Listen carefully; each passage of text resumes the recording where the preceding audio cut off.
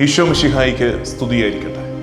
മനുഷ്യർ അജ്ഞത മൂലവും തങ്ങളുടെ ദുഷ്ടത മൂലവും മരത്തിൽ തൂക്കിക്കൊന്ന ഈശോ മിശിഹായെ പിതാവായ ദൈവം മരിച്ചവരിൽ നിന്ന് ഉയർപ്പിച്ച് തൻ്റെ വലതുവശത്ത് ഇരുത്തി.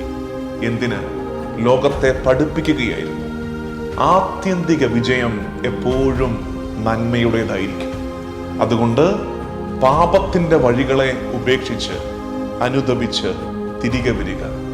കുരിശിൽ നിന്ന് ലഭിക്കുന്ന പാപമോചനം സ്വീകരിച്ച് കർത്താവിൻ്റെ പക്ഷത്തേക്ക് നമുക്ക് മാറി നിൽക്കണം.